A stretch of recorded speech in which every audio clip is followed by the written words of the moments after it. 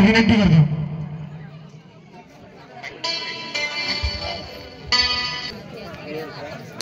सर्वांना जय गुरुदेव.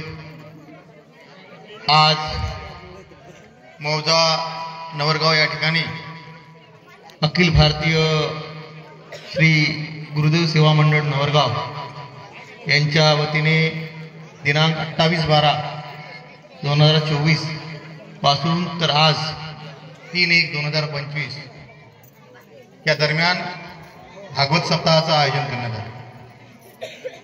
या ठिकाणी मला फार आनंद होत आहे की छोट्याशा नवरगावात एवढा चांगला भक्तिमय सोहळा आपण समस्त ग्रामवासियाच्या सहकार्याने या ठिकाणी आयोजित केलेला आहे. खरोखरच आपण अभिनंदनास पात्र आहात. त्यामुळे मी माझ्या वतीने या समस्त गावकऱ्यांचे मनापासून मी अभिनंदन करतो. या ठिकाणी आज या व्यासपीठावर उपस्थित कथाकार हरिभक्त हरिजन भक्तपरायण धर्मगुरुजी बनसोड महाराज यांच्या ओजस्वी वाणीतून आपण या पूर्ण सप्ताहामध्ये भागवत कथेचं ग्रहण केलेलं आहे. आणि आपल्या हिंदू धर्माच्या रक्षणासाठी भागवत धर्माच्या रक्षणासाठी खऱ्या अर्थाने प्रत्येक गावात या भागवत सप्ताहाची गरज आहे.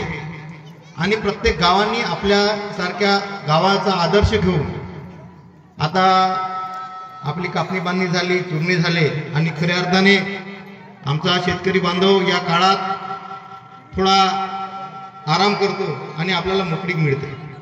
या दरम्यान अशा सोहळ्यामधून गावामध्ये एकता नांदते आणि या सोहळ्यातून गावातल्या सर्व महिला सर्व बांधव एकत्रित येऊन भक्तिभावाने अशा सुंदर सोहळ्यामध्ये सहभागी होतात. एकमेकांच्या विचाराची आदानप्रदान होते.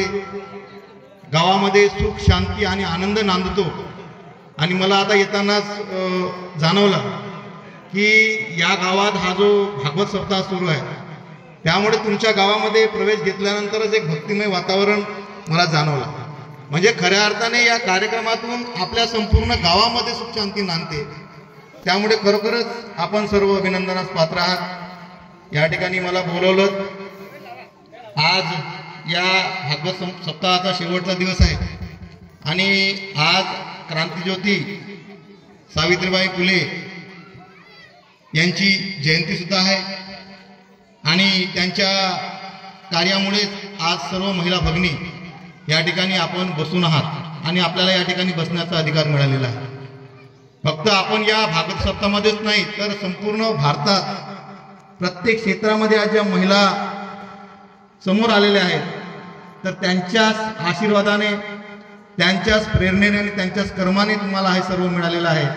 त्यामुळे मी त्यांच्या प्रतिमेला वंदन करतो आणि सर्वांना मी शुभेच्छा देतो. मी एक नगरसेवक आहे. या ज्याप्रमाणे तुम्ही या भागवत सप्ताहानिमित्त एकत्रित आलेला आहात, फक्त हा भागवत सप्ताह म्हणजे केल्यानेच आपल्या गावाची प्रगती पूर्ण होणार नाही. आपला धर्म टिकवण्यासाठी भागवत सप्ताहाची गरज आहे.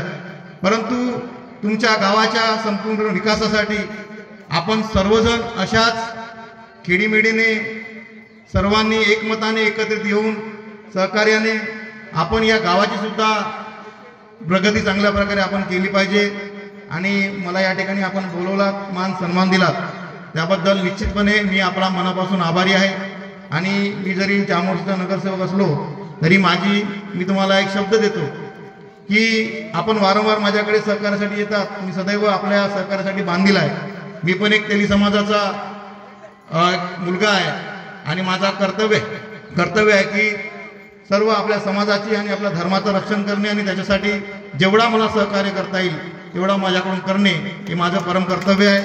आणि निश्चितपणे मी सांगतो, तुम्ही मला सन्मान तर दिलेला पण मी मागे पण एका कार्यक्रमात मी बोललेलो आहे की अजूनही तुमच्या गावामध्ये काही गोष्टींची गरज आहे आणि त्या आता मी बघितलेलं आहे. अशा अनेक गोष्टी आहेत. मला आता या ठिकाणी हा काही राजकीय व्यासपीठ नाही, परंतु मी या ठिकाणी तुम्ही मला बोलवलेत म्हणून बोलतो की आपण त्याही कामामध्ये थोडासा पुढाकार घेतला पाहिजे. सरपंच या ठिकाणी आहेत आणि निश्चितपणे आपण या भागवत सप्ताहाच्या माध्यमातून आपण एवढा चांगला काम केलेला आहे. याच कामासारखा तोही काम आपल्या गावाचा विकास झाला पाहिजे एवढीच मी या ठिकाणी अपेक्षा बाळगतो.